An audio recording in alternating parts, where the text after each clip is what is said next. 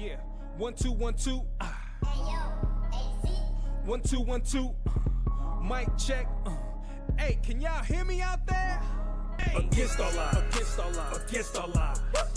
Against all odds. Against all odds. Against all odds. The podcast. Shout out to Rockhound Detroit Lions, man. My pride. All right, good morning. It is Wednesday. It's the Rise and Grind Morning Show. I'll be one of your hosts today. I'm Will Rock, and thank you guys for joining Rockhound Detroit Lions. So, having some technical difficulties this morning. I'm trying to get an audio segment dialed up for you guys with Jared Allen, and it's a big part of today's show, and for whatever reason, we're having some issues with it. So, I'm going to try to work on it in the background. Eric's going to get us lit up this morning with some topics of NFL news, and then I'll be right back. But for right now, it's going to be Eric and Riley. Let me get these guys in here. Good morning, gentlemen. Good morning. Good morning. So I thank everybody for being patient with me today. We try to get kicked off early every day, but it seems like some days just not as easy as we would hope. So what's happening with you guys? Eric, you had a big moment last night, man, watching Netflix. Yeah. And the giraffe poster made Netflix. Yeah, so I was watching Netflix yesterday morning. I'm laying in bed because I knew it just come out, and watching Quarterback on Netflix.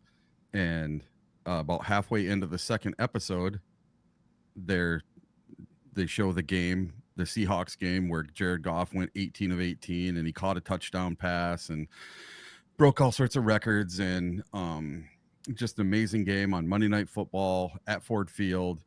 And I'm watching, and all of a sudden there I see me holding up my Jared Goff sign, and I counted it. I made it on screen for 4 seconds in the Netflix documentary Quarterback. So I thought that was pretty cool. I jumped up, ran out to my shop, and showed my wife, and she was okay. She wasn't very impressed. So, but I thought it was pretty cool. Yeah, I got to call foul. Yeah. I got to call foul on the play, because not only did you steal my slogan of Jared Goff, but then I'm sitting right next to you, and then the sign gets up. So I'm calling foul. Yeah. They didn't show you. They only showed me. That day though, I was on Monday Night Football for, I don't know, 2-3 minutes when they were interviewing Jared Goff. Yeah. I was hoping that would get on, but maybe not. So we'll maybe next year we'll do something. Maybe this year. I'm sure we'll have plenty of opportunities this year, but it's not a big deal to me, but I think it's kind of fun. I just wish we had some branding up there on that giant sign of yours. Yeah. That would have been good. That would have been good. So either way, though, the baby broken draft, it's broken draft, right? You call it the baby draft. The broken draft. And so last night I put a post on Twitter to kind of explain what does it mean. And, when you see a baby draft, I think they're called fawns. They fall out of mom, right? And their legs are like broken. They can barely stand. They can barely move. And then they start wobbling around, and we hear all the stories, from about Jared Goff. The guy can't run. He has no legs. He looks clumsy.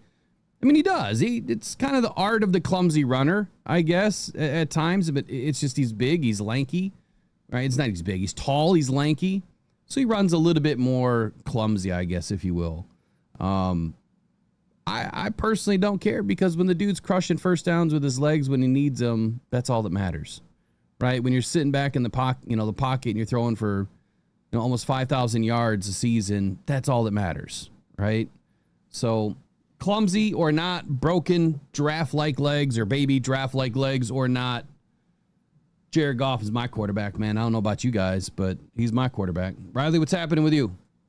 Yeah, no, that was the thing for me too, was yesterday as I was watching Quarterback and I was thinking about it, I thought, I swear, and I know you go to most every game, Will, but I thought Will had to have been at that game, because I remembered that you were there behind Jared Goff when he was being interviewed on that Monday Night Football with the huge Rise and Grind, chain necklace there too. So I was thinking this was that ended up being a hell of a day for Rocked On Lions. And then obviously Jared Goff, he went 18 for 18 and then caught a touchdown pass, like Eric said. And the Lions finally beat the Seahawks, debuted the black jersey. So it was pretty sweet. So I know we'll get into a lot of quarterback talk and Netflix talk. But yeah, that was pretty cool yesterday to see. And then thinking back to, because I started texting everybody. I'm like, this was about 2 weeks before I interviewed you for the other podcast, Will. And I was like, I'm interviewing this guy, I swear. And everyone in my family was like, all right, this guy? And I said, yeah, that guy behind Jared Goff, I'm interviewing him. So I didn't know at the time I'd become part of Rockhound Detroit Lions, but glad that I did and glad to see everybody here this morning. Yeah, things work out, man. Things seem to work out for the best. I don't know if this audio is going to work out today. I think that I have it ready. I mean, I guess we'll see what happens when we get there.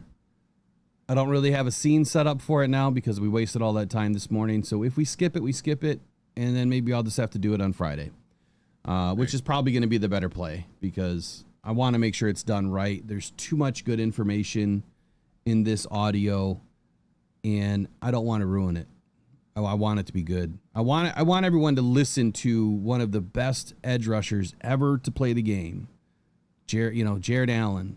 And if I'm gonna have to change the thumbnail today now, but what he was talking about and how he prefaced the edge rusher role in a base 4-3 defense.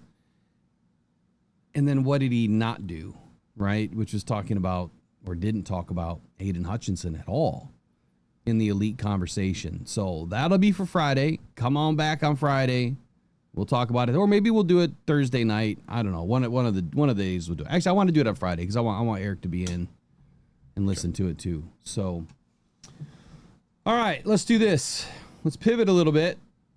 We started talking about, or you guys started talking about the Netflix. I mean, let's just start with that for this morning. I think that's probably the most important news, I guess, what everyone wants to listen to right away. And I just got to tell you guys, we're not trying to spoil it if you haven't watched it already.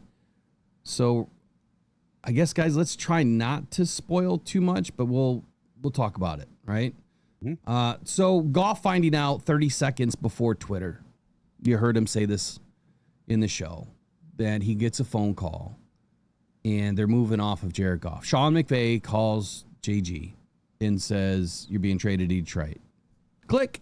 And JG's like, what the F, man? Like, what's going on here? No conversation. He called out his maturity, Sean McVay's maturity, and not giving Jared an opportunity to even have a conversation. Like, what did I do wrong? What's going on? I mean, was 29 and 2020 really that bad of seasons? He handled it poorly, Sean McVay. So much so that Jared Goff felt very disrespected. So, Eric, I guess walk us through this portion of Netflix Quarterback Season 2, where Jared Goff gets the phone call. 30 seconds later, it's all over Twitter. I guess before you talk, someone had to have known something before to be able to have all this stuff ready within 30 seconds and it's blasted everywhere. But Jared didn't know. How did Adam Schefter know? How did Ian Rappaport know way before Jared Goff knew? But anyway, go ahead. Yeah, you have to know that they're watching the wire, right? They're watching for stuff to come across their desk, and it had to have been, okay, Jared, you're cut. Click, hitting the button while they're talking to Jared, and it goes across the news wire. That had to have been what happened. That's the only way feasible, unless they were told before Jared was told, which isn't very cool. And the whole way that was handled, he talks about maturity. There was not even a discussion with him about any of it. He didn't get a chance to say, oh, well, I can change this, or maybe I should do this, or hey, can you give me a chance to do this, you guys? It was straight up, nope, you're being traded. See you later. There was nothing about it. And listen, for you people that haven't watched Quarterback yet, it's really good. It's on Netflix. It's 7 episodes, and each episode is, I think, like 40 or 50 minutes long. So it took me all day to get through the entire thing. But I did watch the whole thing beginning to end, and it takes you through the entire season, from the preseason all the way through the play up and through 15-2, through the playoffs, everything. And you get some behind the scene looks at what was going on during the season with Jared Goff and the other 2 quarterbacks, Kirk Cousins and Joe Burrow. and you find out a little more about these guys. So it's really neat, in depth, behind the scenes, what was going on. You know, Jared Goff gets married, and then Jared Goff gets his wife pregnant. And so he's going to have a little family this year going into camp, and things are going to be a little bit different. And one thing I found out during the year was that during the Tennessee game, a game we won 52-14 or something, and Jared Goff took a sack in that game early on. And he took a sack from two players at the same time, and his ankle rolled the wrong direction. His foot went the wrong way. And I did not know that was that big of a deal for as long as it was, and that it had affected him in the way it did, because you could tell in the Texans game that was one of the reasons. He just didn't have the oomph on his passes. And I'm thinking that was his ankle affecting him in that game a lot, as well as just some bad tipped balls. And which year are you talking about? What's that? What year are you talking about? 2024. So Okay. last year. Yeah. And yeah, so you just get to learn a lot of stuff that you really didn't know behind the scenes. Kind of like when Amon-Ra was in receiver, you found out he was injured the whole entire year in 2023. Yeah, since about week 4 or on. 5 or something like that, right? And then he had that hand, foot, mouth disease. Yeah, and you find all this stuff out that you just did not know. So if you have not watched it, watch it. No matter what we say here today, we're not ruining the whole thing. You can't. There were 7 hours worth of footage, and probably I'm going to say more than a third of it was Jared Goff, because Jared Goff was the only one that made the playoffs and had a winning record. The other two teams did not make the playoffs. And and Kirk Cousins ends up getting benched partway 10 weeks into the season for Michael Penix, and then Joe Burrow. They got off to such a bad Hold start. on a sec. Let's stick with Goff for just a moment here. Yep. So, Riley, let me get your instant reaction on when Jared Goff said last night that there was bad communication. Right? He gets notified, and 30 seconds later, it's on air. You know. Yeah, well, I thought the video that you did last night was very succinct. It was very well done. You were spot on with what your assessment was of it. And that goes back to even with your opinion of Goff as a quarterback and you believing in him right away. I asked in the comments, you know, do you remember where you were at? Michael Garrity says, yes. It said, I was at home, was devastated. Little did I know Goff would end up being that guy. King SJ said the same thing, pretty much the same with me. And that's how I was. We know that was a story. I remember after the Rams were eliminated, they had a press conference, and Sean McVay was asked, is Jared Goff your quarterback? And he said something basically along, yeah, he's a quarterback right now. So there was some weird, obvious communication issues going on over there. McVay has since admitted that he handled it poorly. But yeah, very interesting to see. But it just reminded me how much mental fortitude and resiliency that Jared Goff has to immediately, because he talked about 30 seconds later, it was on Twitter, and then his phone rang over and over, and it was Brad Holmes. He didn't know it was Brad Holmes. His agent called him and said, hey, that's Brad. Try to answer that. And then he got on the phone with Brad Holmes, and immediately Brad Holmes and Dan Campbell expressed confidence in him. And that was all. It seems like that was all Jared Goff needed. And he was bought in, and we've obviously seen what he's done since. So we kind of knew a lot of those details going into it, but it's just interesting to rehash it and see Jared Goff be so transparent about what really happened. Yeah, he was definitely emotional, during a large portion of, of what I watched, at least in the first, maybe in the second episode. But the thing that I want to walk back to, a couple things that you just said. One, mental fortitude. So back in, gosh, it had to be 2021. I did some paintings with my kids. We were learning how to do painting on canvas and just hanging out at home, doing some canvas. And it was, your word of the year is what we would do. This is around Christmas time. And so we each get a, little canvas out and we write our word of the year. What are we going to do the next year? Maybe this was 2020. Actually, it might even been before that. I'm going to have to ask Megan. She'll know. She's got the brain to remember all those things. It was either before COVID or it was after COVID started. It had to be the year before 2019 or it was 2020. But either way, I put out a word and you just said it, fortitude. Mental fortitude. So yeah, I painted this. It's not great, but I mean, that's what I made, right? That was my word. And the reason why I chose that word is because everyone goes through things, right? And this must have been after my back neck injury. So I had a long way to come back, right? I had to learn how to walk again and everything else. So mental fortitude, man, it's a big part of every day. And the one thing that we talk about a lot here is your mental toughness and having the game from the shoulder up, which is all mental. Everyone has the physical gifts. Everybody does at this level in the NFL. It's those that have the mental gifts that are going to take it to the next level. So mental fortitude in and of itself is a big part of why Jared Goff is who he is today. So in speaking of last night, I did a little bit of research about what happened when this trade went down. What did Sean McVay say? Well, shortly after the trade, so it had to be October-ish of 2021. So, about 10 months or so after the trade, Sean McVay said this in a quote to reporters. He said, "Yes, I wish there was better, clearer communication. To say that it was perfectly handled on my end, I wouldn't be totally accurate in that. I'll never claim to be perfect, but I will try to learn from some things that I can do better."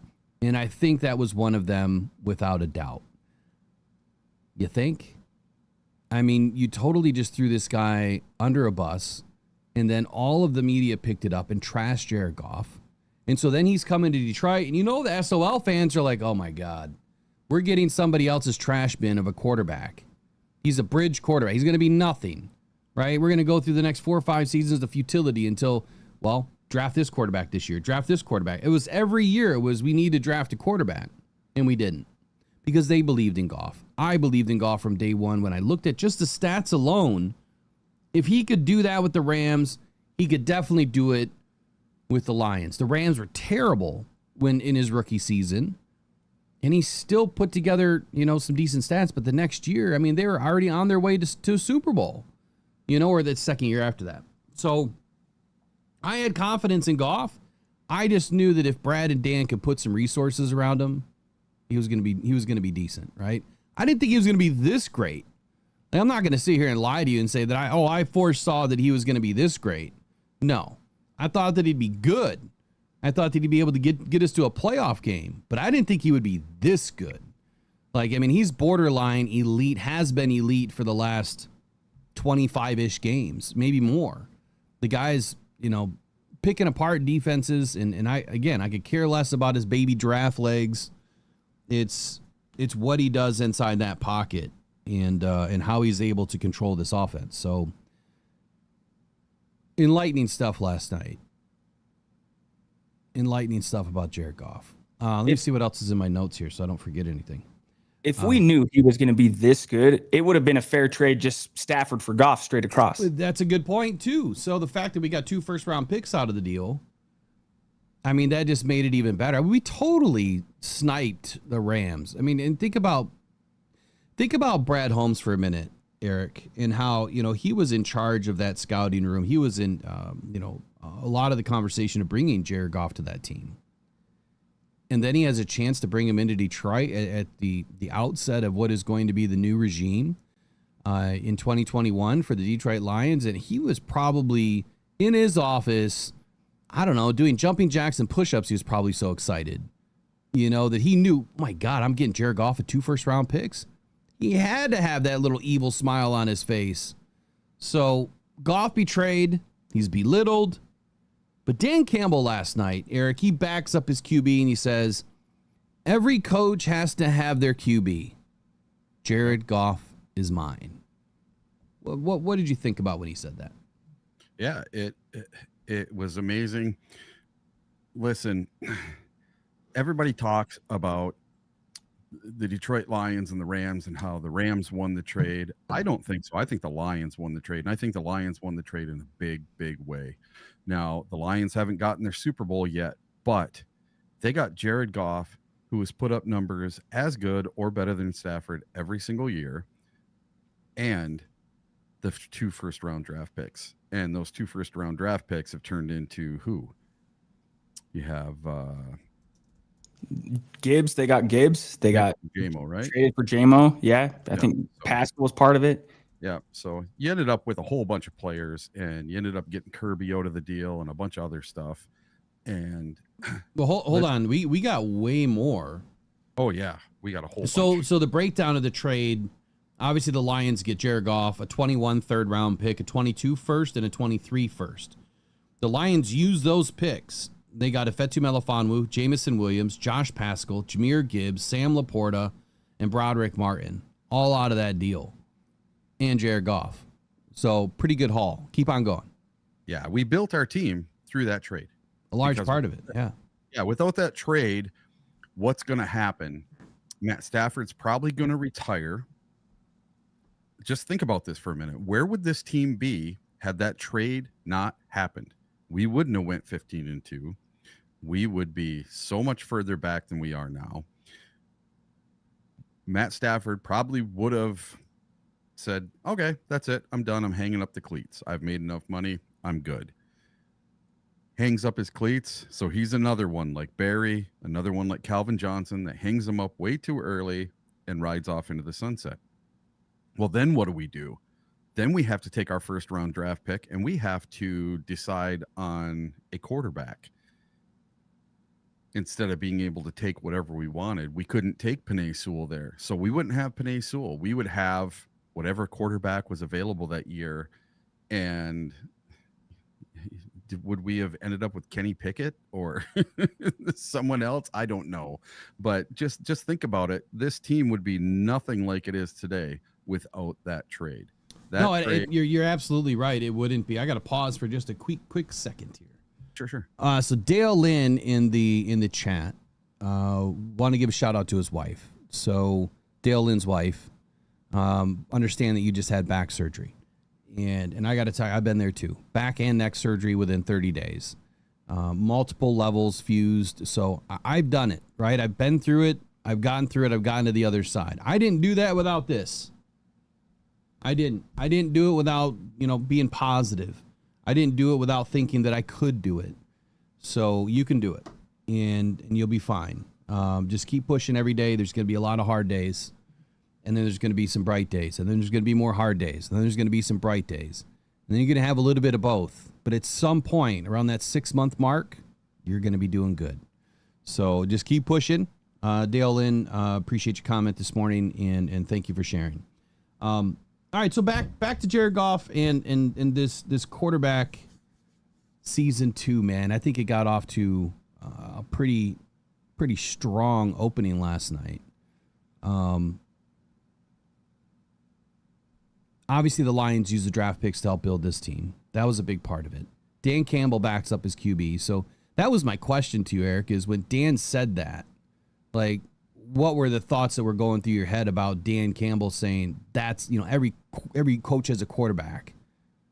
Jared's mine. Jared's my quarterback.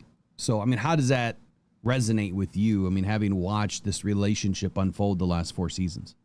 Oh yeah, you see it, and when he tells Jared Goff, you're effing good enough for Detroit, and throws him the game ball, it's everything. It's like a father and son. It's literally like a father and son relationship between those two. And I'm going to tell you what, before how about the epic game ball screw up at the Seattle game? Oh God. Oh my God. Poor Dan Campbell. So Jared Goff goes 18 for 18, catches a touchdown pass from Amon-Ra, breaks the NFL record for the best game any NFL quarterback has ever had by a number of perfect game and other metrics. Yeah.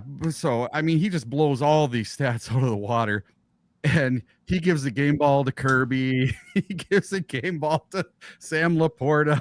He gives one to, I think, JMO got one. Yeah. JMO got one. And I'm just like, and you didn't give one to Goff. That's crazy, man. I was laughing so hard because he even said it himself last night. Riley, he said, he screwed that one up, right? He felt really embarrassed what did he say when he was on? He said, I looked, what did he say? I must have looked like an idiot or something. Well, he was on the podium giving after game talk, and one of the reporters said, "Hey, do you realize you could give a game ball to Goff?" And I think he said, I look pretty stupid up here or something. He said something to that effect. Yeah. Anyway, Riley, over the last few seconds here of this conversation, I guess give us your thoughts here on what we've been discussing. Yeah, I anticipated this question. That was the singular moment when I was watching last night where it was just a moment of like, it makes sense. Dan Campbell and Jared Goff, that relationship makes sense. And you can't emphasize enough the value from the quarterback position of having somebody that believes in you as a coach. And then for a head coach to have a quarterback that he believes in at that level. There's a 1.2 where they're playing Green Bay. It's the game at home. And he says to Goff in the team meeting, not doing any spoilers here, but he just says, you need to show up.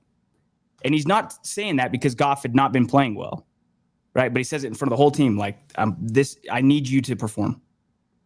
And then remember, after that game, I remember watching it live. Goff's on the field, and he gives his interview, and they were asking him about being so aggressive going for it on fourth. The Lions could have kicked the field goal, probably make it, take a lead, but then Green Bay gets the ball back with like 30 seconds. What did they do instead?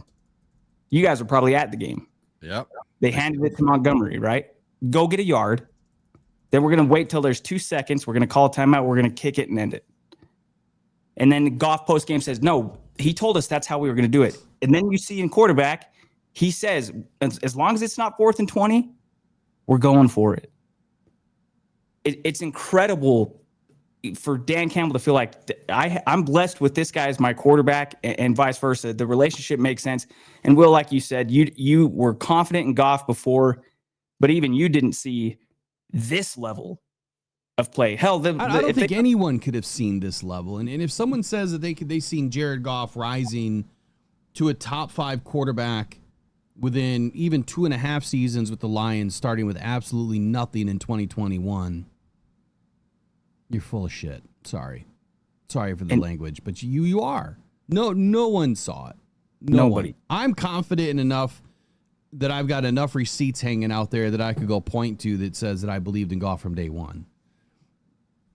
I don't think a lot of people have that. And that's why I put it in the poll right now. Do you believe in Goff, or did you believe in Goff from the outset of this trade? And be honest. I mean, let's not do the hindsight's 2020 thing, right? Be honest. What were your feelings? It's okay to say no.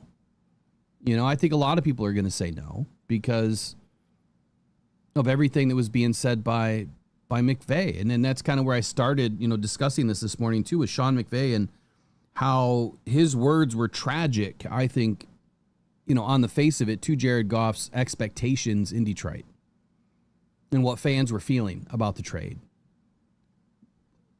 Set aside, let's look at it this way. Set aside Jared Goff. How would you have felt about the trade just by itself? 2 first-round picks and a third-round pick for Matthew Stafford. Right? How would you have felt just about that? It's a good deal. 2 first-round picks for a quarterback, it's a good deal. And a third, it's a great deal. Mm-hmm. But now enter Jared Goff. Oh, and by the way, didn't they pay some of Jared Goff's salary? Yes. Yeah. So his salary was about $32 million every year that he was in Detroit until he got his extension. I think it was 26 the first year. So it was a huge trade. The Lions definitely won this trade. But I think a lot of us would have been fine just with the trade without Jared Goff. And then, yes, we would have gone out and drafted a quarterback. I don't know that we've had that conversation yet. So I'm going to put that on the list for Friday. I'm not even going to say what it is. I'm just going to write on the sheet Friday topic. So, Eric, how would you have felt about the trade if it didn't have Jared Goff? Well, that's exactly what I brought up to my friends before I knew about this podcast, before I met you, Will. I used to watch the games every week with my buddies Rafe and Bob, and I brought that up to them, and they thought we lost the trade. They really did. And they're like, and they're throwing in this garbage quarterback. This guy sucks, blah, blah, blah. I'm like, no, he's really good. Look what he did with Cooper Kupp. And look, he got him to a Super Bowl. Now he shit the bed in the Super Bowl, but he was playing one of the best defensive minds ever, right? So, I think that offensive line crapped the bed. Yeah, they did. And, you know, it wasn't all on him. There was a reason they made it to the Super Bowl. He was really, really good. And they made it because of Jared Goff. I mean, go back and watch that Jared Goff versus Mahomes game, the 58-56 game or whatever it was. It was one of the highest scoring games, if not the highest scoring game in NFL history. Which game was that? I'm sorry. That was the Rams versus the Chiefs. It was Mahomes versus Goff, and Goff has never lost to Mahomes. Yeah, he's never lost to Mahomes. And that game was just amazing. Watch him throwing the ball to Cooper Kupp, fitting it into super tight little windows. I mean, he was balling. Nakua and all these guys they have now. And Jared Goff was making it happen. He was really, really good. And so that was what gave me pause to say, hey, this dude could be excellent in here in Detroit if we can get some wide receivers. Because if you go back to 2020, we had no one. We had, what was his last name? Perriman. And we had this kid named Amon-Ra St. Brown. And we had this fifth round pick named Amon-Ra. Yeah. And then we had Khalif Raymond and Tyrell something. Yeah. And then we had John Kennedy, or not John Kennedy. Tom Kennedy. I have a friend named John Kennedy. So Tom Kennedy. Just happens to be a politician as well. Yeah. No, he works at the casino. But you know, we had this mishmash of what do you call it? Well, here I can tell you who. I just pull it up.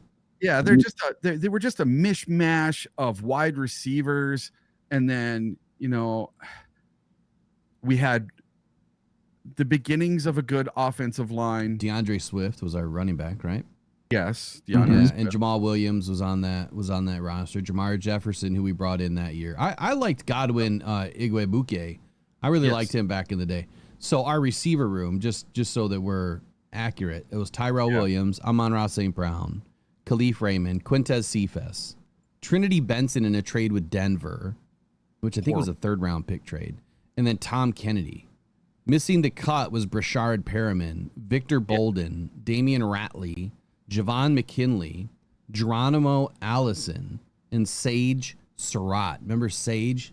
Yeah. So that some of those players made the team because of injuries, like Brashard Perriman.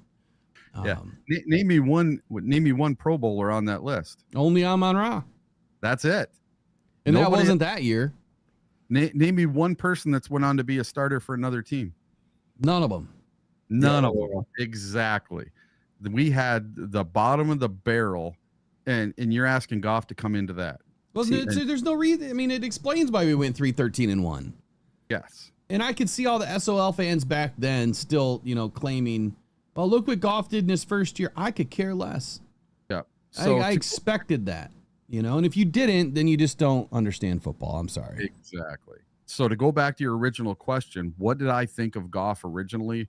Listen, I had all the confidence in the world in the guy. I knew he would turn it around, and I knew it was going to happen. My very first jersey I bought in 2020 was a gray Jared Goff jersey. And my friends ridiculed me all year because I bought that damn Goff jersey, and I wore it every week.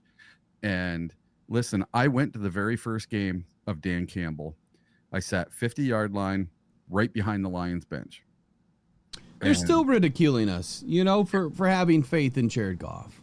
Oh, yeah. And that game was against San Francisco, a juggernaut coming in. And we got down late in the third or fourth quarter, and we almost made a comeback. And that was when I was like, you know what? This team's not there yet. We don't have a wide receiver. But that was the game that showed me they were all about grit. They were nothing like with Patricia, and we were coming off that Patricia year where everybody just basically gave up on the coach. And you got to remember, we had a brand new coach, a brand new GM, a brand new quarterback, a brand new everything. Well, in a coach, look, a GM that never GM'd, a coach that never really coached other than interim, Yep. right? We had brand new. That's exactly what it was. All right, so let's transition out of this for a little bit. There's a lot that we can pull out of this. Obviously, we want to save some of it for everybody that hasn't had a chance to watch it yet. But there was more in this. We'll touch on Kirk Cousins for just a brief moment here. Eric, walk us through the Kirk Cousins regrets of signing a massive deal after being misled. And before you do that, Riley, is there 2 or 3 quick comments in the chat that you want to get to, or? Well, I'll say this: we got 26 votes on your poll that we put up. 65% say yes, that they did believe in Goff. I'm not saying I don't believe, because I do believe in this Rockdown community. I believe that there's some transparency there, but I was one that said no, I absolutely didn't. And Eric, you talked about it. I think part of it was I had no idea how good of a coach Dan Campbell was going to be. They were supposed to be trying to get Arthur Smith, I think, who ended up going to the Falcons. So it felt like, well, they're just settling for the coach they got. They're settling for the quarterback they got. Had no hope, no confidence in that things would work out. But 65% saying yes. Michael Garrity's with me. He was a no at the trade. But there's some others that said that they did believe in him. So tip of the hat to you guys for having that foresight. Okay, so Kirk Cousins, man, there was a lot going on with him. And I got to say, if I were to give you my instant reaction on all 3 quarterbacks, Joe Burrow is weird. Yes. Kirk Cousins, look, I've always been a big fan of Kirk Cousins because he was a Spartan, because he did so much for MSU. I don't want to say he's weird, but he's driven different. Like, he's built different. Kirk is just, he's too positive for me. You know, when you're around someone that's just way too positive, like, I'm a pretty positive guy. He is way over the moon positive. It kind of just rubs, I don't know, maybe it's just me, just rubs a little bit wrong, but man, is he too, he's too out there with some of this stuff. But I really got invested last night into researching stem cell treatment in Antigua. And I guess now that we can do it in the States, but I'm considering looking into that for, all of my surgery, all the places that I've had surgery on and the arthritis. I'm curious, how much it's going to cost and what it's going to do. But I'm also torn with the whole umbilical cord stem cells. Like, I don't think I could do that. They're going to have to take mine, and if I have any, right, and spin it all up and give it back to me. I don't know if I could go and do what he did, down in Antigua. But let's talk about Kirk for just a moment. Regrets signing a massive deal after getting misled. Yeah, so he literally was misled by the Atlanta Falcons. They did not tell him that they were going to, with the number 8 overall pick, take Michael Penix, the quarterback. He had no clue. He had just signed a 4-year, $180 million deal. So $45 million a year for 4 years. And he just gets done inking this deal. And a month and a half later, they go out and they draft Michael Penix. And he was blindsided. He did not see it coming. And he was none too happy about them not having communication with him. So just like Sean McVay did not have communication with Jared Goff, the same goes for the ownership, the coach, and the GM of the Atlanta Falcons with Kirk Cousins. And Kirk Cousins is a straight shooter. This guy, he was so mature on quarterback yesterday. And you talk about how he was really positive, but he was also extremely mature. So in week 10, he gets benched because he just is not cutting. He's throwing all these interceptions. His ankle's just not there. His shoulder and his elbow just aren't there. He's hurt, right? He should have took himself out a couple of weeks before. But like he was saying in the series, you never let your backup in, because once you let your backup in, that could be the end for you. You could never see the field again.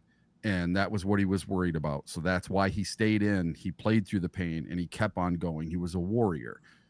That's what he gets paid to do. That's why he was doing it. So when he gets benched, what is the first thing he does? It's not call the GM and say, hey, why are you guys doing this to me? Blah, blah, blah. No, the first thing he does is he picks up his phone and he calls and congratulates Michael Penix on becoming the starter. And then he goes and talks to him and helps him through learning the playbook and bringing him along. What a mature, absolute, upstanding kind of person. You know, you're just not cutting it on the field, but mentally he's cutting it, right?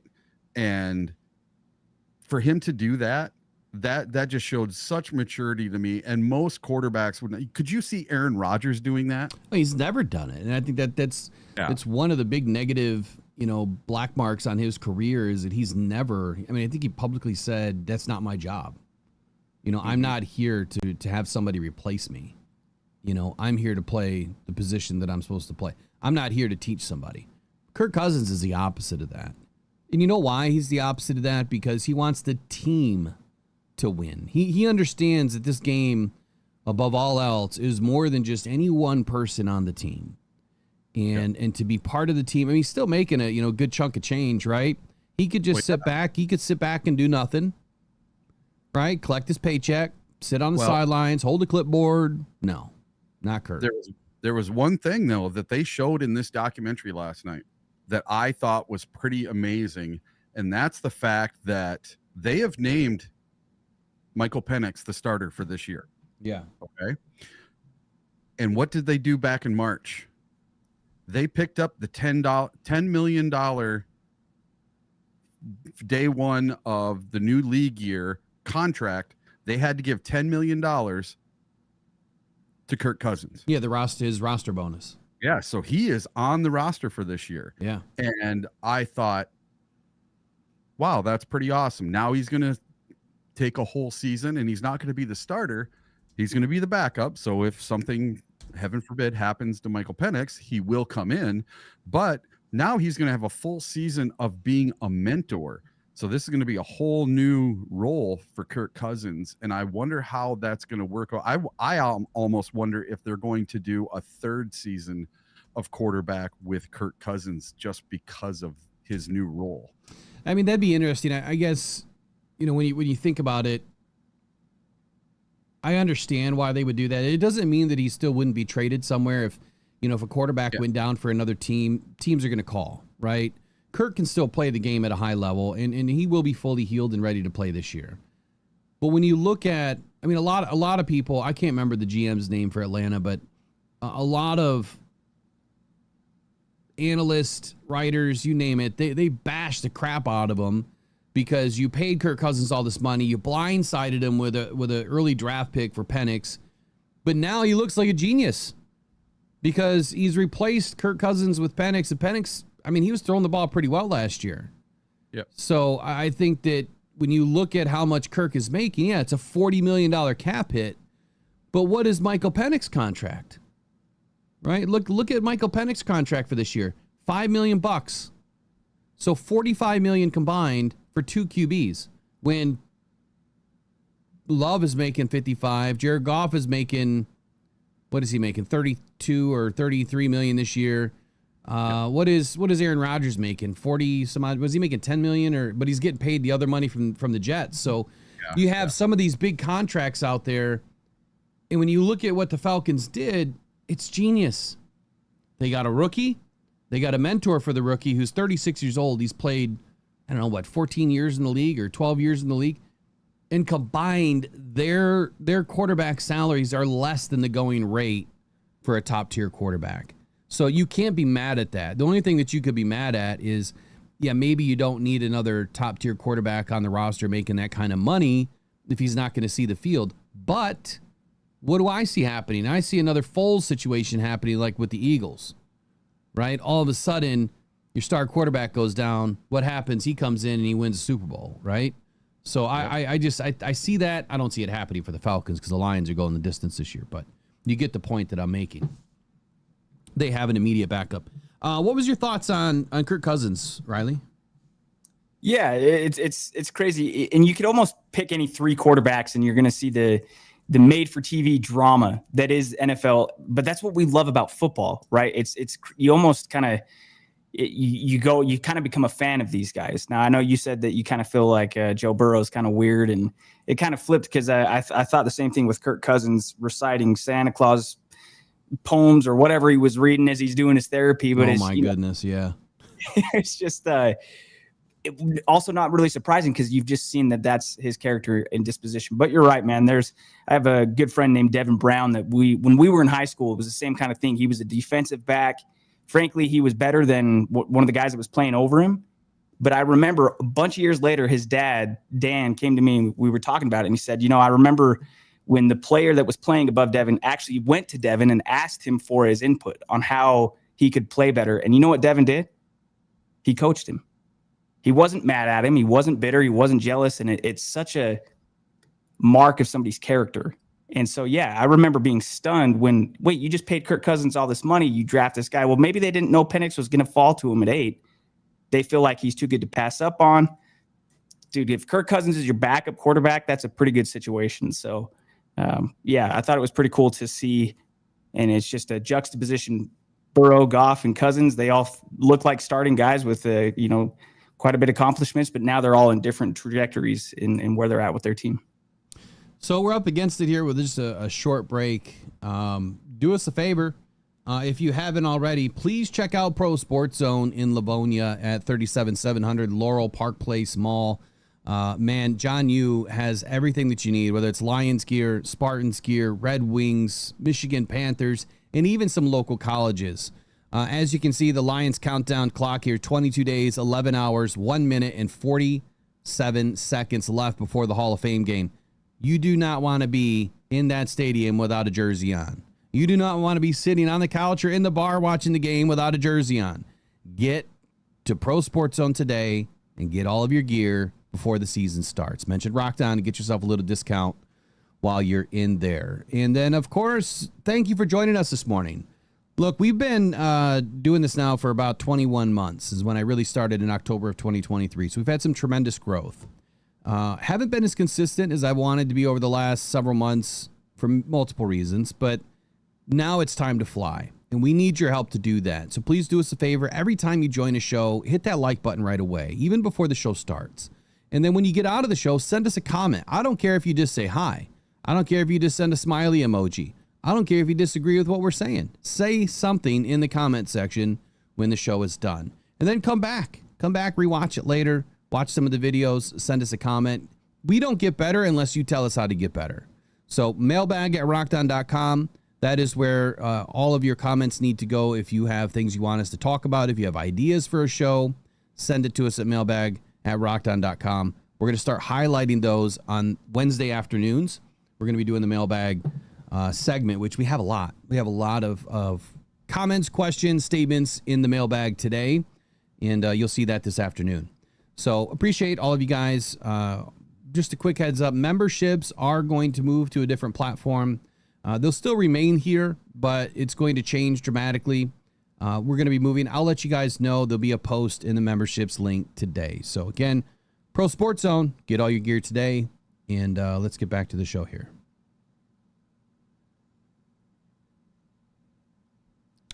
All right, let's move forward. Detroit Lions news. Before we get to Jared Goff's loophole, there was one in here. We could do the Jack Fox one. That was. Oh yeah, the Jack Fox one's funny too. But I wanted to get to that one. Where did I put it? Did I put it in the filler section of the day? Dallas Turner. This was, I don't know why I threw it in the filler section. So you found this. I think it's insane that this happened to a professional athlete, someone that is well connected, right? I don't know how you could get fooled this badly. What happened, Eric? So Dallas Turner got defrauded of $240,000 over a phone call. He got a phone call from someone impersonating someone from JP Morgan Chase, the banker. Okay. And according to the story, an affidavit came out and it states that Turner was contacted over the phone by an individual impersonating a JP Morgan Chase banker on February 19th, with the scammer claiming there was someone attempting to impersonate Turner at a Chase Bank branch in Arizona. The fraudster allegedly told Turner that the person in Arizona presented two forms of identification in an order to execute a wire transfer. So he got scammed. So he ended up sending some money out of an account to get it away from this scammer. And in doing so, he got scammed out of $240,000. And he made two money transfers of $120,000 each. And Turner has recovered right around 1% of the money he was scammed out of. So $2,400. The scammer somehow obtained a bunch of sensitive information about Turner, including his full name, phone numbers, and that were linked to him, and information about his LLC. So this just goes to show even people with a lot of money, $1 million athletes, get scammed by these simple call you up scams and say, hey, this is happening. So you have to be really careful nowadays about all of these online scams, the texting scams, the email scams, the phone call scams. So what I say is, unless it's a phone number that you know, don't even answer it. Just block the number and move on. I get probably 100 scam phone calls a day, and it's really tough to know what's real and what's not real anymore. And it's a bummer that it got somebody for that amount of money. 240K? Yes. 240K. How does somebody like this, Dallas Turner, obviously connected to, I mean, everybody in the NFL, how does this happen? You think of like the older generation that, the boomers now that are getting up there in age, that sometimes fall victim to these weird schemes. This one just baffles me. Like, did he not think to even just validate anything? Like, look at your accounts, maybe say, okay, I'll call, I'll call my banker, my contact, drive to your local bank while you're on the phone with these idiots. Yeah. Because that would have taken care of it. And because there's going to be no protection for him. Right? It's not like JP Morgan's going to back him up. It's not part of the insurance policy with the FDIC. So he's screwed. He just lost that money. That's insane to me. Speaking of spam calls, now I signed up a long time ago for that do not call list. So did I. I still get calls. But what I do is this, I play the game. So I'll get messages, people want to give me money all the time and say, hey, Will, we got $500,000 sitting here for you. All you got to do is sign this paperwork, and we analyzed your businesses and blah, blah, blah, blah, blah, blah, blah. And I say, really? Huh. Where do I sign? And then they fumble, right? They don't know what to do. So then I block them, or I do this. This is special agent, blah, blah, blah, blah, blah. We're sending agents right away to your home. Yeah, you don't usually hear back from those guys. Yeah. So spam them, block them. Our phones today are now set up with ways to block them. And to record it as a spam caller, or robo-caller, and then I don't know, the powers that be do something with it. Typically, you don't hear back, but play the game, man. Have some fun with these people. It's annoying, but think of something fun to do. And get back at them because they can't stand it. Well, most that call me are pre-recorded. I don't get those, man. I get live people. And they come from a number that is local. Yeah. Like, it looks like a number from here.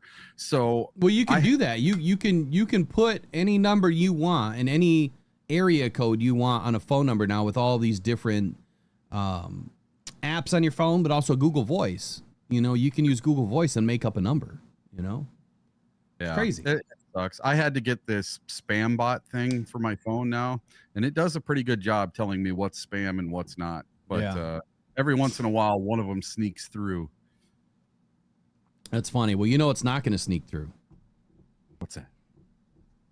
that's any of this defensive line against our offensive line this year. I'm just saying, I think that we're going to be okay. However, I was listening to a show the other day, and they were saying that our offensive line is going to have a lot of trouble this year. So I'm going to talk about that on Friday. I want to bring in the audio, and I want to talk about it because there were some good points being made. And I think that this further emphasizes that we need Graham Glasgow in the middle. You know, just thinking that you have a couple of rookies there, you know, potentially 3 rookies that could be in the middle of this offense. Now, the better man may win, but one of the things that they were saying was that when you bring a guy in, right, you bring in a guy in, whether it's free agency or through the draft, quit trying to change what they do well. Sounds familiar, right? Brad Holmes, Dan Campbell, what do they always say? Aaron Glenn especially always said, we're going to let the guys do what they do best. We're going to let them win at what they do best. Now, Aaron Glenn didn't follow that all the time. He was putting guys in positions to lose. But you want to set up your guys for success, right? So it made me think of Tate Ratledge immediately. Never played center. And there's talk that he's going to be the center. And this guy's a former GM of the league. I think he knows what he's talking about. And he talks to all the GMs every week. So I'm going to bring that in Friday. I wanted to do it today, but with the audio issues that I was having behind the scenes here, I'm not even going to attempt it. Jared Allen, I'll push to Friday as well. So, and that segment's going to be how are the Lions rookies going to affect the other teams that we face in 2025? Now, next up here, let's talk about this loophole for Jared Goff. Yeah. So this came from one of our loyal listeners, Michael Garrity. He sent this to me. And I found after reading this article, I was blown away because I had no clue that GM Brad Holmes put 2 void years on the end of Jared Goff's contract, and there is zero money, zero. There's 2 zeros there sitting there on those years. So what can the Lions do with that? And well, it's something that I've been talking about for a long time. I don't know why this is just news today. You know what I mean? Like the article says, like no one's talking about it. Dude, I've been talking about it for months. Yeah. And this is the first article I've seen out there talking about 2 void years with $0 on them and how the Lions can spread things around. And next year, I only see 1 void year. Yeah. Yeah. I don't see 2. Okay. Well, this article says there's 2, and I wonder what site they're using. I'm not sure. But anyway, go ahead. You just discuss it and who's the article from? I guess I forget. Let's see. The article was from Ann Erickson. Oh, and this is on MSN. Yeah, I drilled her the other day. I wasn't real happy with some of the things that she was writing. But she goes on, talking about Goff's cap hit in 2025 is 32.6 million. And in 2026, it's 69.6. So basically $70 million, very big dollars. And Detroit has to look at paying Goff next year, but they also have Jahmyr Gibbs, Jamison Williams, Brian Branch, Sam Laporta, Jack Campbell, and Aidan Hutchinson coming up. Okay. So how are you going to do all those if you're paying $70 million next year to your quarterback? Well, what you're going to have to do, and what this article goes on to say, is they can take about $42 million of this, $40 to $42 million of this, and they can put it on those void years. And they can figure out a way to pay him in signing bonuses or, getting the money up front. And so they give him a big paycheck, but they spread that money out over the void years. And that can take his cap hit down from 40 million down to like 30 or 40 million instead, and give them money to free up to pay these other players. Plus the 42 million that they have right now, you put that all together, they could have 70, 80 million dollars to get a bunch of these contracts done next year. So wouldn't that be something great? And do you think what she's saying in this article is something that could actually really happen. Well, let me pull up this article for a moment. I want to see exactly what she was saying. Yeah, so she goes on to say, so either way it's sliced, the Lions can free up more than $40 million in cap space to help get the many extensions they have on the table completed. The Lions could also have void years for some of those players, allowing the team to spread their money out. And Peyton goes on to say, that's a game changer. So yeah, in the article, I think that she mentioned that it was Mike Peyton from A to Z that brought this up somewhere. Did she mention that? Yeah. Yep. Yeah. Yep. So Mike Peyton brought it up, and then she's reemphasizing, some of the things that he had spoken about. So discusses a small addition to Goff's contract that could change everything for the team. Quote, one gigantic thing that could help the Lions is the void year in Jared Goff's contract. He notes in the piece, obviously, that he wrote, that adding that void year, they're a normal thing for the Lions, and that Goff's void year is special because it has no money currently attached to it. It's not special at all. It's not. Like, this happens all the time. The article is the one that's saying this, right? Yeah. So he, again, according to what Mike Peyton said, it was, quote, can either stick with one void year or they have now or opt to add additional void years and spread things out more, right? So that's what I've been saying is probably going to happen, is to make this happen. Let me throw the contract back up on the screen. In order to make this work for everybody that the Lions need to sign, that's not it. That's the article. You're going to have to do something here. So Jared Goff is getting paid. If you look right here, I know it's a little bit small, but 2026, right in the middle, $69.6 million next year. It's 22.66% of the cap, as the cap sits right now. Now that number is going to fall probably to about 16-17% when the cap goes up another $30 million next year. But that's still a big chunk of change. So I think what the article is trying to say is you're going to slice this in half, roughly, knock it down to about 40 million, take 29.6 million and spread it out over the next 3 years. Or, you can kind of shift that to this void year. What I think is going to happen is that they're going to restructure this deal. They're probably going to take 29.6 or 30 million, give it to them as a signing bonus.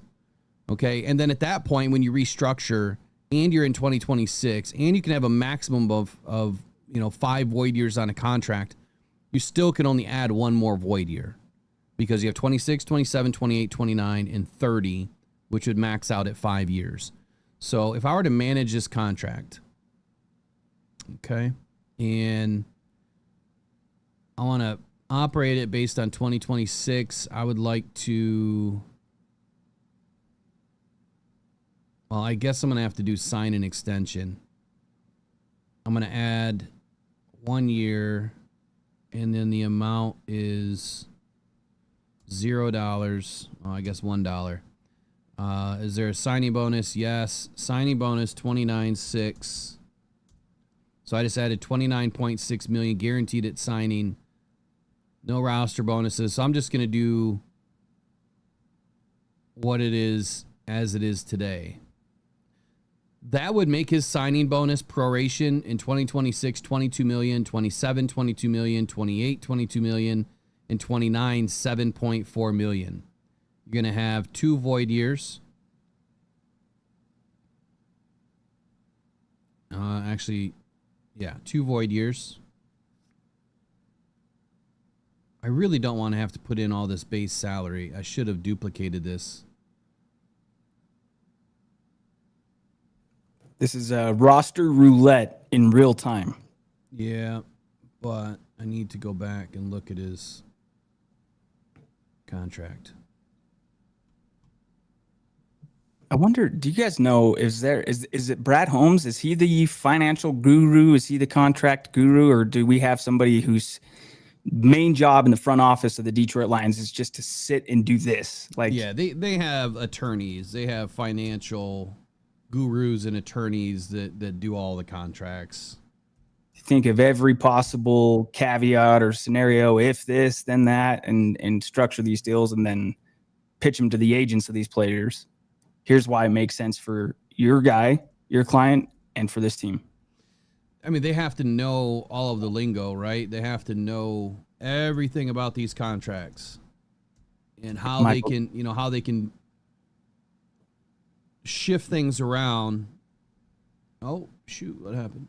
How they can shift things around legally, right? Per the collective bargaining agreement. All right, so his base salary, we'll just leave it at $1. No, we'll throw $5 million in. Michael Garrity says, general manager, will it work here? This is and I'm not that good. Like this to do it live is not going to be fully accurate, but we talk about this stuff all the time off the record. I'm sure, Eric, you've probably got tons of experience too doing this with Will. I think Will could really do this. If you dedicated yourself to this, if this is what you wanted to do. Yeah, I mean, I think anybody could do that if they really put their time in to do it. Okay, so what this could potentially look like is in 2026, his cap hit. So his base salary would have to come down $29.6 million to offset the signing bonus, right? So my math's not mathing in my head, so let me do it on my calculator. So that'd be 25.4. Okay, so that would drop his cap hit, as you can see on the screen. It would drop his cap hit to 45,920. But then his cap hit in 2027 would balloon back up to 60 million, 60.52 million. Are we seeing this on the screen? Mm-hmm. Yeah. Okay. Let me just make this a little bit bigger for everybody. You don't care about the stuff on the right. That's just so much money. Enough money where if he wanted to, he could kick Dallas Turner a few to offset. To cover his losses. Yeah, if he wanted to. All right, so there you go. If you were to turn that big salary in 2026 into, let's say, a $5 million extension, which I just threw $5 million just because, and turn it into a $29.6 million signing bonus, then yeah, you're going from 69 million down to 45. So essentially you're saving about 24 million bucks, which would definitely be enough money to get a few more guys done. You got to remember too, that when you look at a lot of these extensions here, let me get out of this. I'll spend some time on this later on today if I can, and see if I can't put all of the very accurate numbers in there. I mean, that's about 80% accurate. When you think about the contract extensions too, right? So Brian Branch is in his third season. So next year is his last year. He can't renegotiate a new contract technically until after 3 years, right? At least for first rounders. For anyone from second to seventh round, it's up to the team of what they want to do. So he could effectively start to negotiate next year. And Brad obviously would be smart enough to take all of those second, third, fourth, fifth, sixth, seventh rounders that he wants to extend and get it done before the beginning of their fourth season. And I think that's what he's going to do. I think that we're going to end up having Sam Laporta, Brian Branch, all those guys, Jahmyr Gibbs, all extended, Aidan Hutchinson, Jamison Williams next season. But when you look at it on the face of it, you don't have to do JMO or Aidan next year. You can franchise one of them. You've already picked up the fifth year, so they'd have to play through that year anyway. Yep. Not to say that they wouldn't hold out. I don't think that they would. But then again, it's up to the agent, really, to tell them what to do. And I think that's the one thing that everyone really needs to understand is even if the player says, look, I don't want to hold out. I want to play. And I don't want to do that to my team. The agent's going to be like, look, that's what we want you to do. And they can either fire their agent or do what they're told to do, I guess. I don't really know the living relationship between agents and players anymore. It is so much different than it used to be. I think players have a little bit more of a voice today than they did in the past. But at the end of the day, when you are under contract, you're under contract. And if your contract says, the agent holds the purse strings and you got to do what they say, then you don't want to breach your contract, right? So at the end of the day, if you have to negotiate and extend players like Brian Branch, well, that extension wouldn't hit next year because his contract is through next year. So that extension won't hit until 2027. So for all of the guys that were brought in 2023, 23, 24, 25, 26, their extensions won't hit until 2027. So that leaves a pretty big window that next year our cap is still going to be what it is based on what it is today. Does that make sense? Mm-hmm. The only thing that's going to change is the signing bonuses that they get and how those are filtered, through 5 or 6 or 7 years or whatever the NFL is allowed to do these days with these deals. I have attempted to get the guy on from Spotrac numerous times. He responds to all of my other questions, but he never responds about coming on the show to explain. This is what I need him to explain. Is this exact thing right here? How do we use your site to make these things work? You've laid it all out. I've got the premium edition, but we need some more detail. Can we get it all done? I'm sure we can.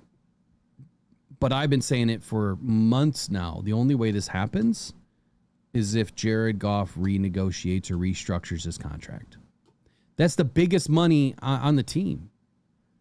Who's after him? Taylor Decker? Because Frank Ragnow's gone. Yep. Rob, it's got to be. Yeah. So I got a question for you. First of all, do you think that Goff signs another contract, wants to keep going, wants to keep playing into his mid-30s, and signs another contract with the Detroit Lions?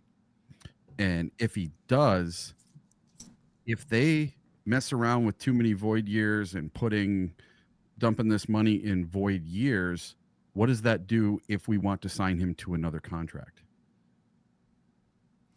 First question, Riley, is do you think he wants to sign another deal? I would imagine so. When we were talking about it earlier, I think we were saying, hey, would you just even have done Stafford for Goff? And then Eric, you're asking what would be the state of the team at that point, just on the age factor alone, because Stafford's got 1 or 2 more years, right?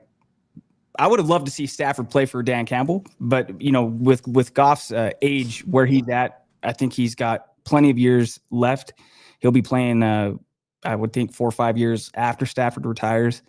So I would think so. I would think he wants to be the Lions quarterback for the next 7-8 years.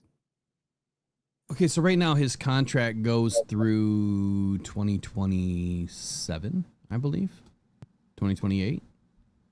I just had it open. I probably shouldn't have closed it. It goes through, as it's written, it goes through 2028 with 1 void year in 2029. Yep. So he'll be, at the end of his contract, he'll be what, 33? Yeah. He's 30 now, 31, 32, 33. He'll be close to 34 years old at the end of his contract. So that means if he signs another deal, I bet you it'd probably only be a 2-year deal with a couple of void years added to it. And what was your second part of the question? Yeah. Do you think by us let's say we put 2 void years on his current contract, we dump a bunch of money in there, does that maybe hinder the Lions from being able to do a deal for another deal with Jared Goff? I don't think so, because there's a few ways you can do this. You can extend, add on, write big checks for signing bonuses, which is what a lot of teams do. The best way to spread it all out is to convert that initial cap into a signing bonus, because that can be spread out the most. Your base salary hits that year. So if you can convert base salary to signing bonus, that helps the team. The second way of doing it is taking that piece of paper and going and throwing it away and completely redoing the deal. They can do that. Just because you wrote a contract doesn't mean that the agent, the player, and the team can't say, we want to stay, we want to do what's right for the team. Just rip that thing up, make sure we get paid in the new deal, but let's rewrite the whole thing to make it fit. I think they just did that with Patrick Mahomes, if I'm not mistaken, last year. He had that 10-year deal, and then they restructured it, if you will, to make it fit. Give him more money, give him more guarantee, and then also make it fit so that the team can bring some players in. So my answer is yes and yes, or yes and no. Yes, I think Jared Goff's going to want to stay and retire in Detroit as long as Dan is here. I would say no, that there shouldn't be any reason to consider that another deal wouldn't happen or would be restricted to not happening because of, this potential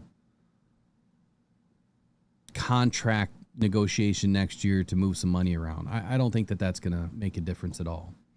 But you know what does make a difference? No, sorry, go ahead. Here's a question for you and everyone in the chat and Riley. How many more seasons do you think Jared Goff plays as the number 1 quarterback in Detroit? I'm going to say that after he wins the Super Bowl, he still sticks it out another. When he wins the Super Bowl this year, I think he'll stick around to at least 2030. I think that's the last year, 2030. Yeah. Because he'll have some kids by then, I think that's where more players today are starting to realize that family is more important. They've made all this money. He has more money than he knows what to do with. And at some point, you're just going to have to say, look, I want to maintain my health. I think the lucky thing for Jared is he hasn't taken a ton of hits. A ton of he's taken a couple bad ones, but he hasn't taken a ton of hits or had a bunch of injuries. So my question to you guys would be this. Nah, I'm not even going to ask it. I don't want to open up Pandora's box. Riley, how long is Goff going to stay in Detroit?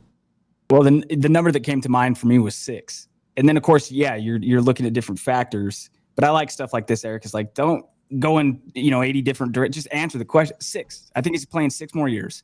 There you go. Do we win a Super Bowl in the next coming year? Hopefully so. And then Jared Goff, I would never fault a player for signing for every dollar you can. But he might be a guy with it, especially if they do have some success, win a Super Bowl. Maybe he will take a little bit less and start grooming somebody. But I think we're years down the line on that. But you're right, Will. I don't think he's taking a ton of hits. Maybe the worst one he took was from Sean McVay, and we saw how he responded to that. No, I'd say the worst hit he took, I think, was the Seattle Seahawks game, not last year, but two years prior, right? When he faked the handoff? Yeah, he faked the handoff. Yeah, that one or wasn't the last year. That was 2 years ago, right? 3 years ago. 2. I think it was 2. We didn't play the Seahawks the year before that in 23, did we? We did. We did? So it was 23 then. They beat us. Yeah. We've played them every year of Dan Campbell. Seahawks? Yeah. Have we? It's one of the, yeah. Yep. I thought we missed a year there. All right, but you know what does make sense for a lot of these players is when you get hit, how do you get up? Or how do you numb the pain? Jack Fox, he knows how to numb the pain. This is crazy. Crazy funny. So Jack Fox and Jared Goff last year. It's good stuff. Here we go. All right, so Jared Goff and Jack Fox, man. I mean, the best punter in the league, one of the best quarterbacks in the league, standing on the sidelines, having a conversation. And Jack Fox simply said, you know what? I can have the best net punting average in the league. And Jared Goff said, oh, yeah, prove it. You prove it. You show us what you can do. And then we'll make a bet about it. And so Jack said, sure thing. You know what? We'll take this bet. And guess what this bet was? If you finish the year with the best net yards per punt, I'll buy you all of the beer you want for an entire year. That's right. Jack Fox just got a year's supply of Bud Light for having the best net punt yards in the league in 2024. I thought it was pretty funny when I came across this morning. I was like, who bets beer on the sideline, right? Well, Jack Fox said, hold my beer, Jared Goff. Let's make a bet. These guys are betting beer. What do you guys think about this one, man? And first, congratulations to Jack Fox, right? I mean, he had the best contract in the league for a punter. Now he has the best net yards per punt. He's obviously a man that has earned his Bud Light from Jared Goff, and I think Jared can afford it. I thought it was awesome. And they snuck that into the end of quarterback. So you get to see that at the end of the show. And what an incredible thing to do, right? And at first he's like, somebody said, oh, you said beer for life. And he's like, no, I said beer for a year. Beer for a year, not life. Well, what was funny, though, is, I mean, during the Netflix special, it was the clock hits 000, and Jack Fox went up to Jared Goff and said, free beer for a year. It was funny. I bet you Bud Light's just probably going to take care of it for Jared Goff, though. I wouldn't think that Jared's probably going to have to buy it. Probably got out of that one. Good stuff, man. Did you really drink that much beer? Who knows?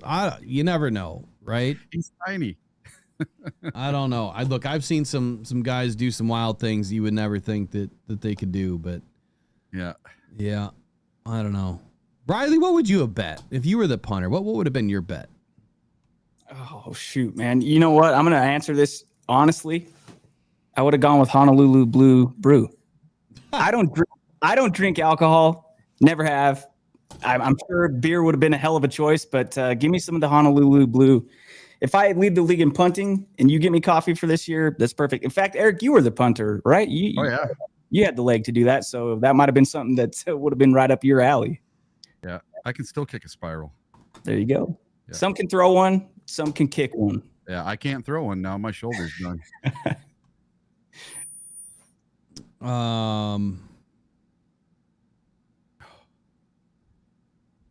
Sorry, I thought I saw something in the chat. Okay, Jack Fox gets a year's supply of beer. What would have been your bet, Eric? What would you have wanted? I probably would have done a trip to Egypt. That would have been mine. You can pay for me to go to Egypt for a month. That is a place I would like to go to too. Matter of fact, seeing some of the ruins in Mexico and then thinking about how amazing Egypt would be. I mean, the scale, right, to what's in Mexico versus what's in Egypt is pretty crazy. Didn't they just find some pyramids in Lake Michigan not too long ago? Something. Yeah, they did. They found some pyramids in Lake Michigan. And for me, look, you know what it would have been? I would have wanted to do a tour with Eric and to find some YOOPERLITES. I would want a lifetime supply of tours. That's what I would have wanted. So that would have been for me. All right, let's move on. Getting to know the Lions rookies. This is going to take us up until 10 o'clock. We'll see if we can even finish it. Is there anything else that we want to cover before we get into this? I'm going to tell everybody, if you have not seen quarterback the first season, receiver the first season, or quarterback the second season, get on Netflix, watch it, do a free 7-day trial and binge watch all of them. They are amazing.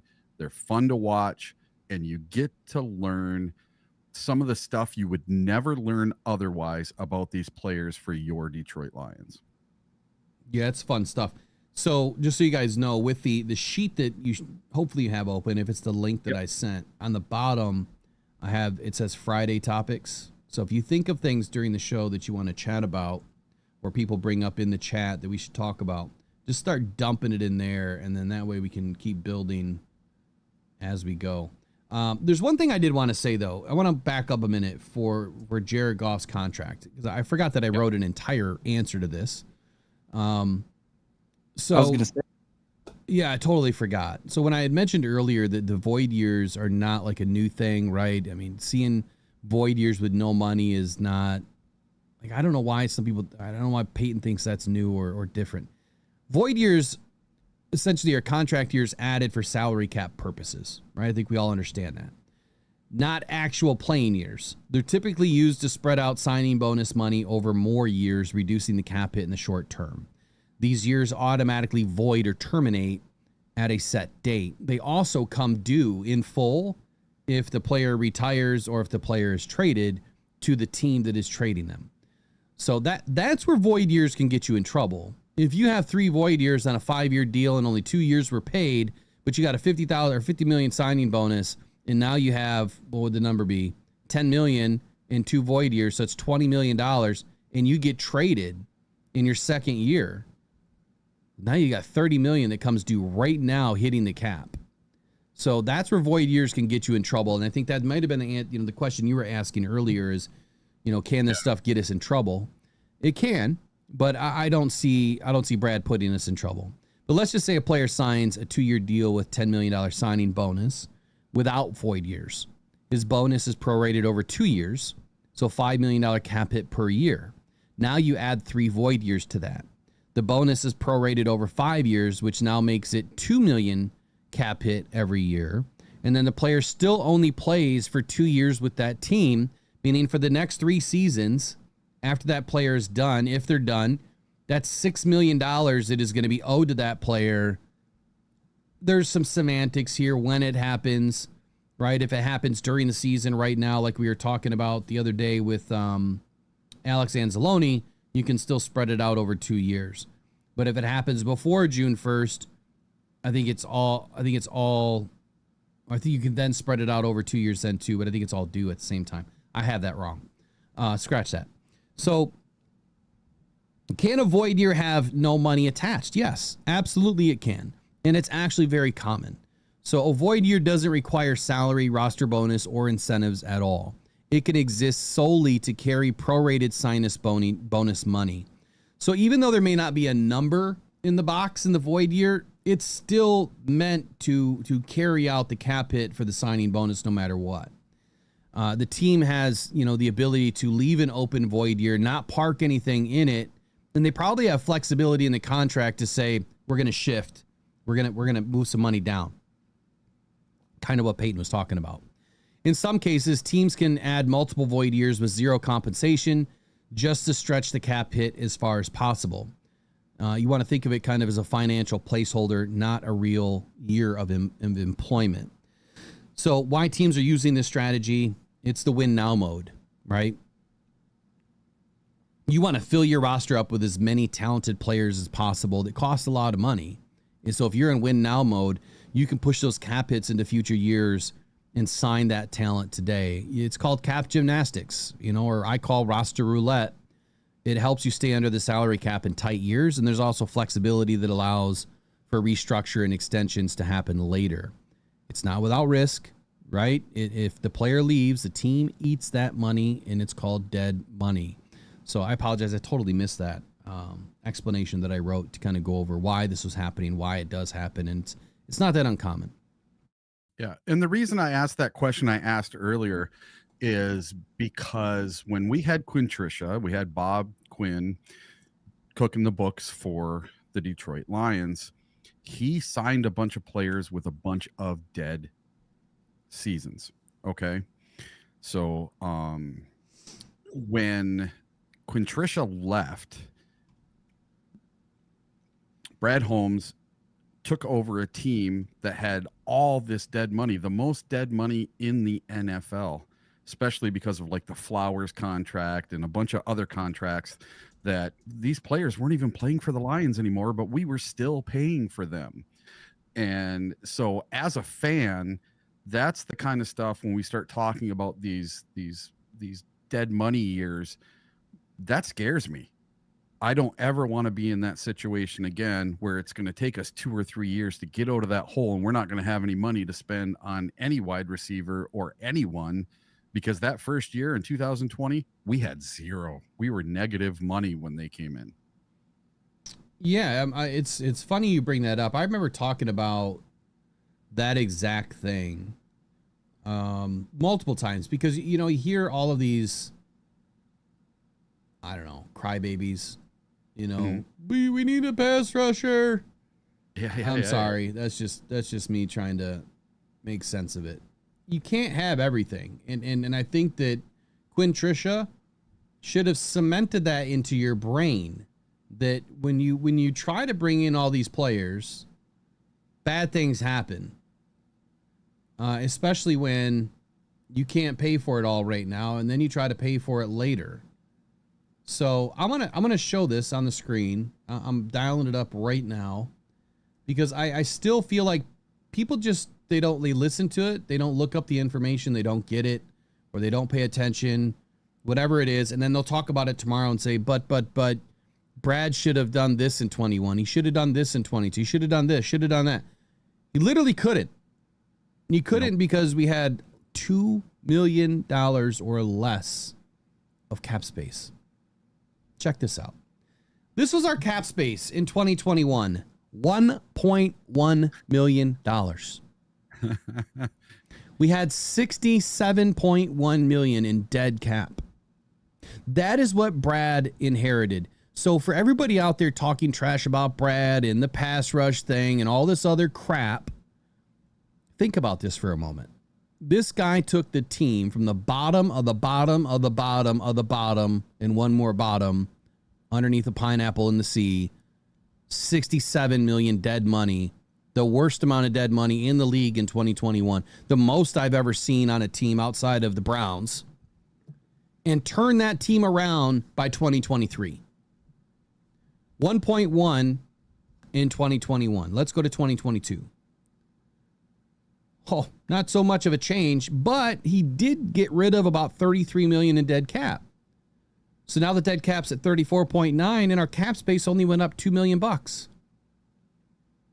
Now I could move this contract around and kind of go back to, what it was before anything happened. Like, what was it at the end of 2021? What was it at the end of 2022?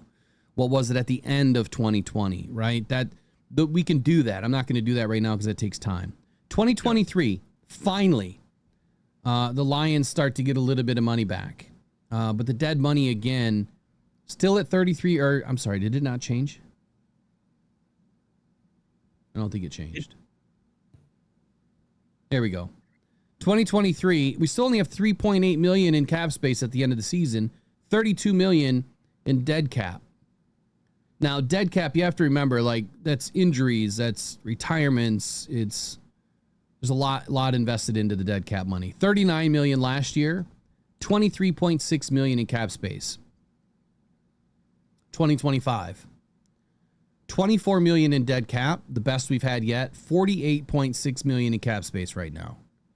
Brad is operating like no other GM has operated for the Lions. Let's go back to 2020. 2020, we had 13 million in cap space and 29 million dead to end the season. And then that turns into, like I said, 1.1 in cap space and 67 million dead. And yeah, to your point, yeah, it's the Michael Brocker situation, it's the Trey Flowers situation, and others that killed this team. So to put a bow on this, Brad Holmes is and the financial gurus inside Allen Park, they have turned this team around in such a short time. It's simply amazing. In 21, our active roster, highest paid player, guess who it was? In 21? Yeah, in 21, guess who our highest paid player was? I'm going to say Taylor Decker. No. What do you think, Riley? Yeah, that would have been my thought too. Jared Goff was on the roster. In 21? In 21, right? Yeah, that was his first year, yep. His cap hit was 10.65 million. 10.65 million. And Halapoulitis Vaitai was 10.7. Oh, wow. So a guard, like that was the biggest contract we had. Taylor Decker was 4.9. He was the third richest contract. Penei Sewell was 4.3. He was the fourth richest. So yeah, I mean, pretty amazing stuff that when you fast forward even just 1 year, your top contract then is Jared Goff at 31.1. Romeo Okwara second at 14.5. God. Taylor Decker 14.4. Jeff Okudah 9.1 at the fourth spot. Frank Ragnow 7.5. Michael Brocker 6.9. So yeah, I mean, just big moves by Brad Holmes and Rod Wood and Dan Campbell. I mean, just everybody involved doing a great job.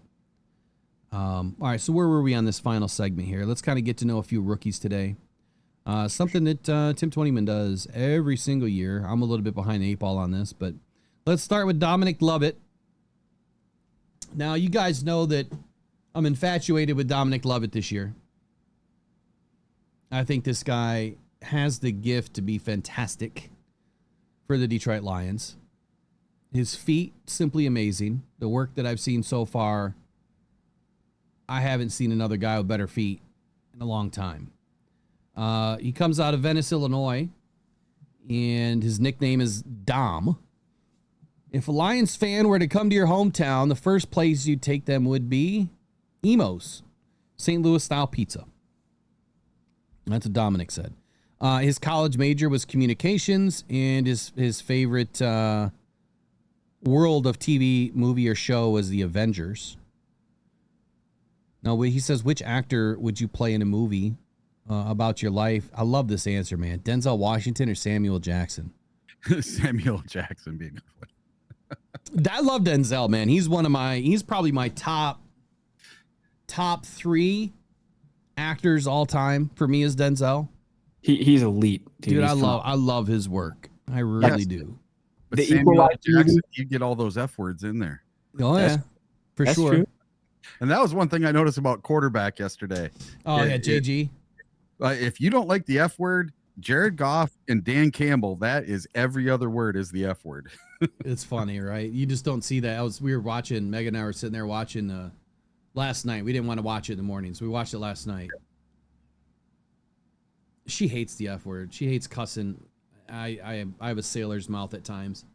Yeah. But it's not to be mean or disingenuous or Yep. It's just, I don't know, maybe I'm British. I don't know. Anyway, favorite emoji, he says my little monkey covering his eyes, right? Favorite meal is pasta. I started eating a little bit more pasta. I used to love pasta, but man, those carbs, they get you. Any hidden talents? He said that he can flip. Is that a hidden talent? I don't know. I'm sure if you do it for people, they flip out. You know. This next one was interesting. He says, if you weren't playing football, what would you be doing? He said hunting. Hunting. Coming out of Illinois, I mean, there's some big deer up in that golden triangle up there, but hunting. If you had a superpower, what would it be? He wants super speed and the ability to fly or teleport. Yeah. If you could play a different NFL position, what would it be? He said corner. He feels like corners are dope. Says you're basically playing receiver but going backwards. Yeah. Proudest accomplishment. He says, I completed my childhood dream of getting drafted and my family was right there with me to celebrate the moment. His favorite athlete of all time, I think he could have found a better one, but Antonio Brown. You know, if Antonio Brown could have just kept his head on his shoulders, that dude was doing things in the NFL that was just insane. Absolutely insane. I could only imagine where his career would have been today. Favorite thing so far about Detroit? The Lions. I love it. Yeah. Let's see. Eric, which one do you want to do? Let's do Ahmed. Let's do Ahmed Hassanin. Ahmed Hassanin.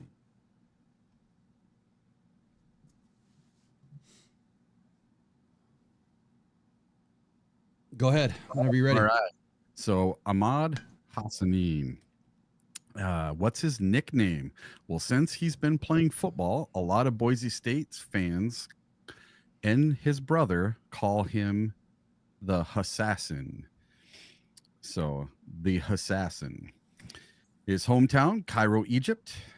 And if a Lions fan were to come to your hometown, the first place you'd take them would be the Pyramids of Giza. Well, I hope we were just talking about that. Yeah, that's my number one place on my bucket list. That's where I want to go.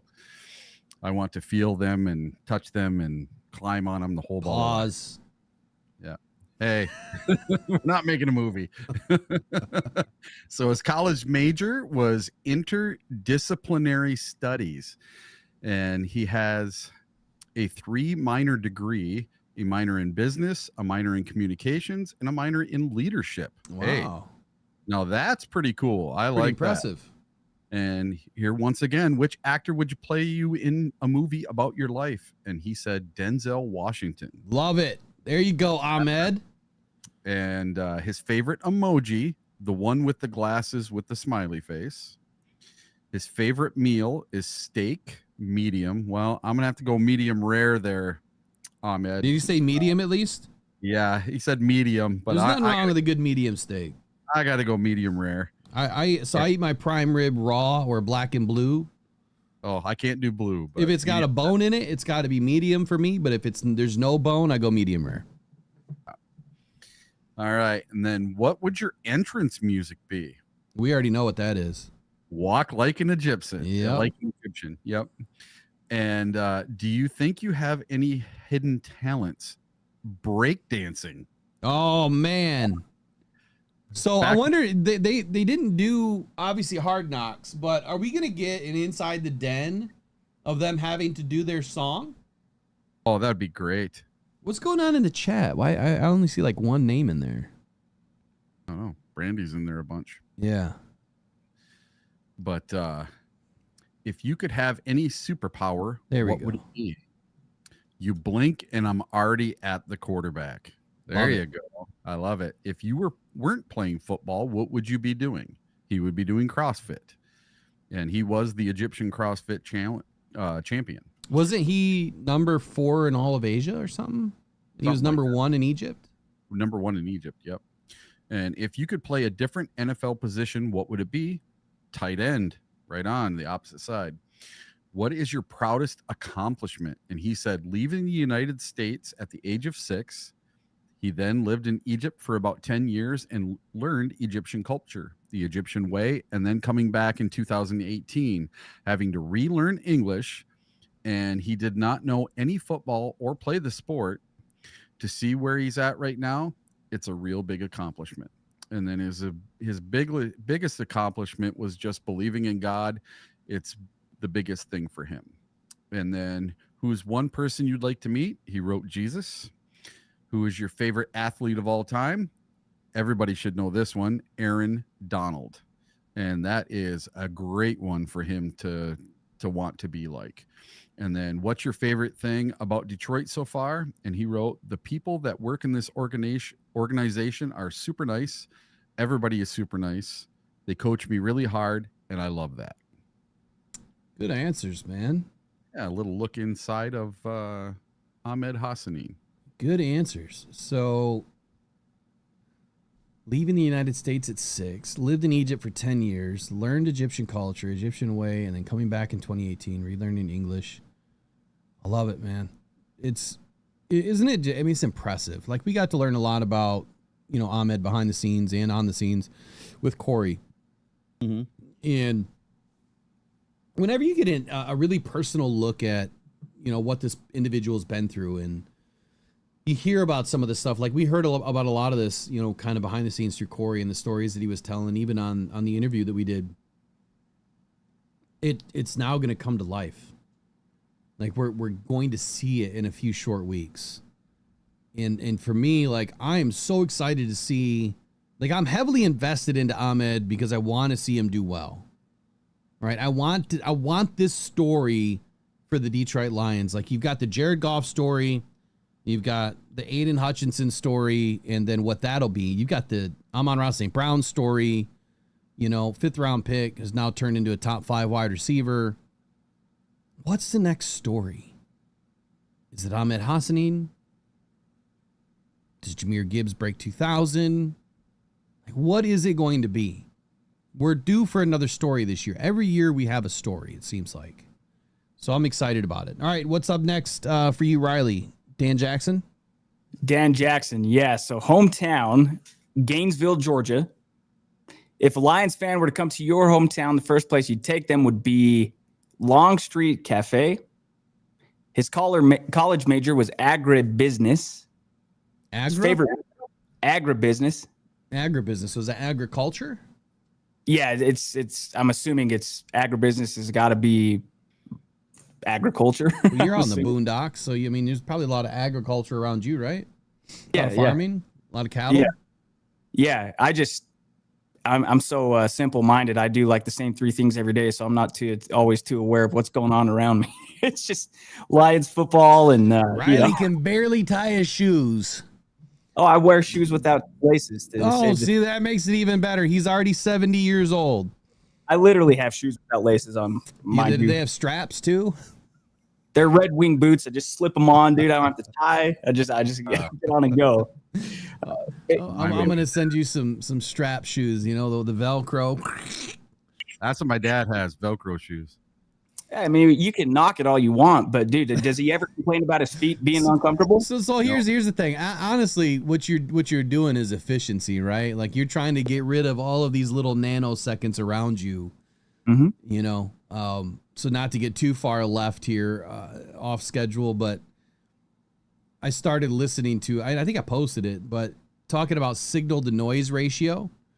And I don't know if you guys have ever heard about this, but so noise, right? Doom scrolling, TikTok, YouTube, whatever. It's called doom scrolling. So if you catch yourself for hours a day just kind of scrolling through, check your phone, and how much time you've used, that's noise. That is noise that distracts you away from doing positive things or things that can, you know, propel your career or whatever it is that you want to do personally. And signal is how much you can bring into your life that helps you do all those things that you need to do. And then setting your goal of 3 or 5 a day, that these are the things that I must get done. So you have to get rid of all that noise to bring in all those things. What's up, Eric? I got to go. My gravel's getting delivered. All right, buddy. We'll see you. Yeah. See you, Eric. So yeah, the signal to noise ratio. Have a good day, Eric. I don't know if I have a scene set up. Hold on. Yeah, you're good. So yeah, just keep going. Anyway, signal to noise ratio. Look it up. It's something that I'm going to start using now daily. Yeah, that's good stuff. Dan Jackson's favorite emoji is the 100. His favorite meal, he lists a few here. He's got medium ribeye, Brussels sprouts, sweet potato souffle, and mac and cheese. So he's got all his bases covered here. What would your entrance music be? Fortunate Son by Creedence Clearwater Revival.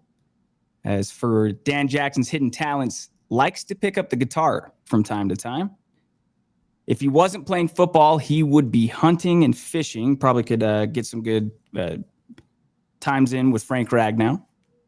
If you could have any superpower, what would it be? His ability to fly. If he were to play a different NFL position, what would it be? It would be wide receiver. His proudest accomplishment was being drafted. And we're completing a trifecta here. And this one's a little tricky because there's a different hue here with the skin color. But his one person he'd like to meet, so it's not playing him in a movie, I guess. I didn't read that fully first. But Denzel Washington. Wow. So, yeah, 3 for 3. I would have loved it if the question would have been who is going to play you in a movie. And he also would have said Denzel. But, yeah, it's just somebody he'd like to meet. His favorite athlete of all time, Michael Jordan. And his favorite thing so far about Detroit is the culture. So I think that goes right along with what you're saying. Well, what's the story this year? It's just it's the difference a day can make, or in this case, what difference a few years can make. I would have never bet that this is the state of the Lions. You know, when in 2021, when Brad Holmes and Dan Campbell took over, it's literally gone about as well as it could have gone. So the story, according to Bobby May, is that the Lions are going to be Super Bowl champions. Sign me up. I love that story, right? And I think it's going to be a great story. The individual story, though, I'm wondering what that is going to be like. I'm really interested in this topic because if we go back to finish out the last few minutes here, so 2021 was the emergence of who? Right? It was Amon-Ra St. Brown in the last 6 or 7 games of the season, 6 games of the season. Yeah. He started to really turn around and become a big time target. Yeah, you could tell he was a winning football player, not just getting stats on a bad team. Like, it was clear, like, oh, dude, this guy's good. Like, first round good. So I'm going to start a Q&A. What will be the individual story for the Lions in 2025? I love it. Hell, even Jake Bates last year getting cut by Houston, hitting the game winner by half an inch. Tesla's a candidate there. Ahmed's a candidate. I think Ahmed's up there. I think that's my front runner for this year. So 21 was Amon-Ra St. Brown. 2022 was who? Aidan Hutchinson. All right. I would say so. Yeah. Yeah. Aidan Hutchinson. He was the hometown guy, right? Hometown kid, staying in his hometown or, Michigan, playing for Detroit. 2023. Who was our story in 2023? Man, it was a handful of. If you were to just take one player, though, just one player, they really overcame a ton.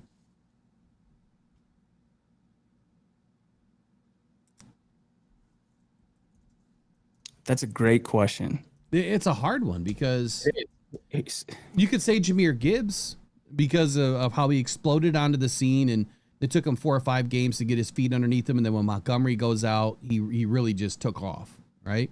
You could say Brian Branch, because, I mean, just how stellar a play. I mean, he was immediately one of the best safeties, or one of the best corners in the league, nickelbacks in the league, in his first year. That first game, man, that pick 6 on Mahomes. And then you have Sam Laporta, who was knocking down the doors of the best tight end season ever.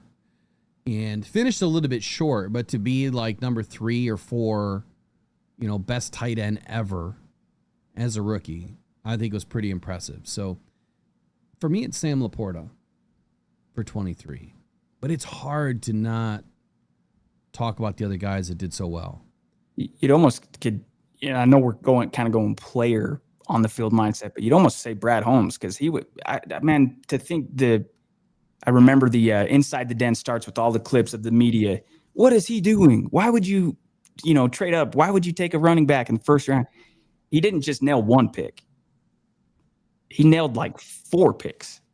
You could probably, so if we were to break it down into front office versus player, yeah, you could say Brad Holmes and his drafting ability. You could say Dan Campbell in, the way that he grew as a coach, right? How do you put JG into the conversation? Because really, since that December game in Green Bay, Lions finished 9-8 in the second season with Jared Goff. His game went to a different level. It was levels upon levels upon. Now he's up there. It's going to be extremely difficult to do what he did last year. And I'm going to say the same thing that I said last year about Amon-Ra St. Brown at the beginning of the season, when everyone said that Amon-Ra was going to have, 1,700 yards and, 12 plus TDs and, 130 catches. And I said, no, he won't. And he won't need to, because we're going to have 4 guys that are going to share the load. And then we have 4 guys that share the load. He doesn't need to go, that's an individual, accomplishment. It's not a team accomplishment, right? To be able to share the load and have 4 guys, even more than that, but 4 guys produce more than 80% of your offense is insane. It's probably closer to 90%. But speaking in terms of Jared Goff, though, he turned a corner, and now the team is winning because of it. It requires all the players around him. Matter of fact, he said something in Netflix last night. Remember when he was talking about the game at Seattle, or against Seattle, and he goes perfect, 18 for 18, right? Mm-hmm. And he said, whatever he said, it was hard to do. It's not, easy. It's not done often. But he's like, it's not just me. It's the offensive line blocking. It's, the guys catching the football. It's Jahmyr Gibbs and David Montgomery running the football. It's the defense making stops and giving us opportunities. And he's like, you still got to catch the pass, right? You still got to run the right route. There's all of these. You still got to get the block. There's all of these different things and things in motion that need to happen. He never once took what he did as his own accomplishment. That's what I love about Jared Goff more than anything. He is so unselfish. He just wants to win. He wants to be part of something. And man, he's got it. He has it all. So what's the story of 2024? I think that could be Jared Goff. So if we're saying the story of the rookie for 24, who would it be? The rookie of 24. Who stood out? Terrion Arnold had a rough year, finished strong. Mekhi Wingo got hurt early. Christian Mahogany stepped in towards the end, played admirably. Giovanni Manu didn't touch the turf. Sione Vaki was a bright spot in times. I'm expecting good things from him this season. That dude can play football, man. I'm going to have to go with Terrion. I don't think that there's another player that really comes to mind last year that battled so much adversity, right? Was picked on early and then started to rewrite his own story as the season went on. and really hung in there. I could care less what anyone says about the guy. He was a rookie last year. I said it what did I say at the beginning of the season? Matter of fact, I forgot what I was just going to say about Amon-Ra. So when I said that Amon-Ra didn't need to do that to win, that for the Lions to win games, he didn't need to have 1,700 yards and 130 catches and 12 plus TDs, that he needed to be kind of right where he was, 1,200, 10 TDs, 100 catches. Perfect. It's still a ton of work, but he doesn't need more than that. I'm going to say the same thing again this year, right? Jared Goff doesn't have to put up 5,000 yards. He doesn't even have to put up 4,700 yards. If he can just throw for about 4,200 and the running backs do the same thing that they did last year, and I said it again for this year, we're going to have 4 guys again that are going to go for 1,000. That's what needs to happen. But I also mentioned this about this year. The defense is what is going to be most important. It's not the offense. We know that the offense is there. But that defense is what's going to have to win some games. I don't think that we're going to have a ton of blowouts this year. We'll have a few, right? And by blowout, I'm saying 12 or more points. You know, at least two or more scores, 3 or more scores. To me, that's a blowout. Touchdown and 2 field goals or 2 touchdowns, that's a blowout to me. It's not a huge blowout, but at anytime you win by more than 10 points in the NFL, I think that that's a pretty good statement. Multi-score win. Yeah. Or multi-possession win. Yeah. Yeah, exactly. So this year, I think the defense is what's going to have to arrive. They've been putting pieces together for the last few seasons that have really shown up, and they've played really well at times. Now they need to put it all together. You know, I'm concerned about Aidan. I really am. I know that a lot of people think that he's going to be okay. I've been listening to some other people talk. I don't want to go doom and gloom, but I am concerned right now until we get to see him on the field here in a few weeks. And who knows how much we'll see him on the field. And I think training camp's going to speak a lot, but I am a little concerned. Partly because a lot of people are concerned, but I'm a little concerned. Yeah. So 24, Terrion Arnold, Jared Goff. I think you could start in 2023 saying that he was part of that bigger story. All right. Anything you want to end with today? You're just going to say something. No, I'm right there with you. I'm just and we'll be getting into it here with some stuff we're doing around the corner. But as I've started to really think about the season, we're getting there, right? It's just around the corner. And what's it going to look like? Are they going to? I don't think we'll see Goff in the preseason. They may not play a lot of guys on offense in the preseason. And so is there a slower start on that side of the ball to start the season?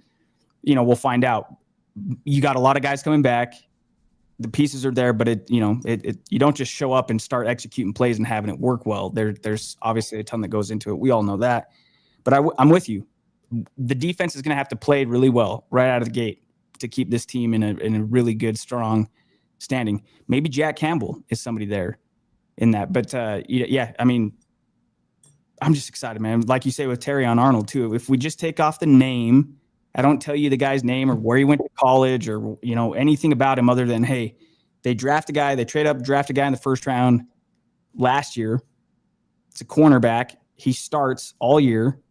They win 15 games, and his best games are at the end of the season, not at the start. He didn't go backwards with this trajectory. He got better as the season went along. You'd say, yeah, that sounds like a really good football player. Yeah. Probably the right move. Right. So we'll see, but that it makes it fun. And certainly when you watch something like quarterback and you really get, behind the scenes and you start to see the players that you're rooting for, not just because they are on your favorite team, but man, it's easy to root for a guy like Jared Goff. It's easy to root for Jahmyr Gibbs. It's easy to root for Brian Branch. It's easy to root for Dan Campbell and Brad Holmes. And it's, I'm just thankful to be a Lions fan for sure. It took me like 25 years to say that and mean it. But I mean it now. Yeah. So look, Friday, I mean, I've already got a fairly jam-packed show for Friday. I'll give you guys a little bit of a glimpse of what's coming up. How will the new Lions rookies affect other teams? So the other day we talked about the rookies that we're going to face this year and how is that going to affect the Lions in 2025? So we're going to flip it. the rookies affecting the other teams that we face. What are their, what is their impact in, early in 25? Today I wanted to talk about pass rush a little bit and listen to one of the best to ever do it. So we're going to highlight Jared Allen on Friday and what he did or didn't say about Aidan Hutchinson and other players. I'll tell you his favorite defensive end is my favorite defensive end from another team, or who I feel is the best of all time right now, which is Myles Garrett.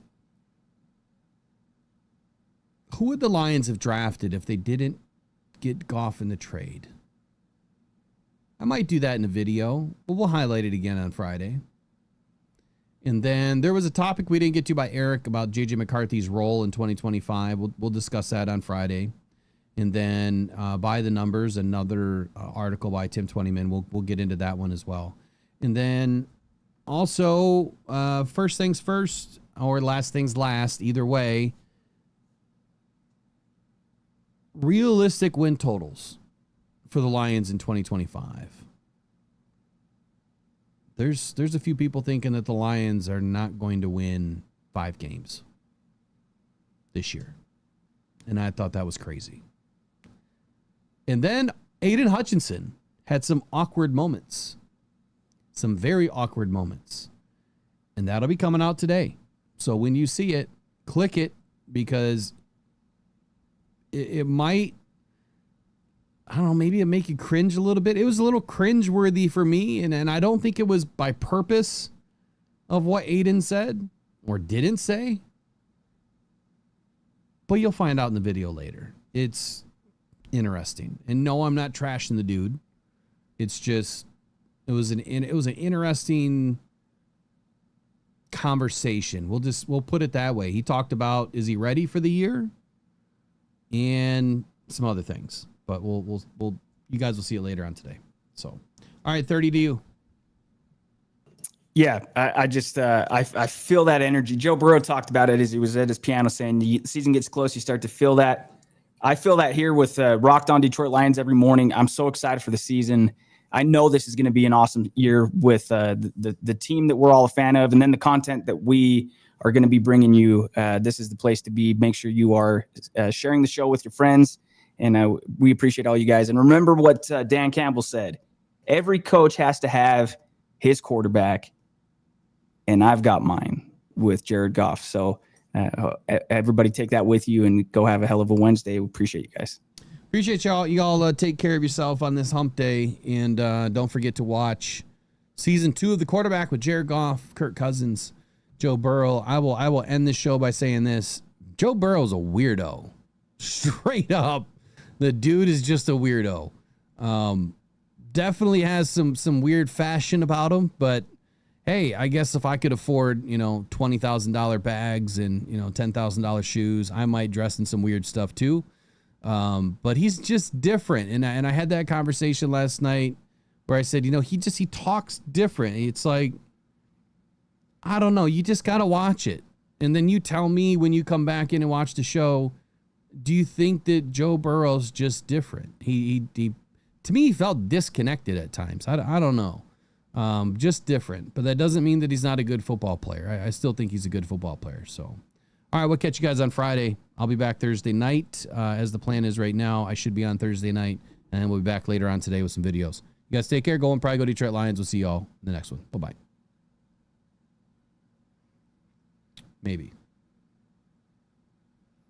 There we go.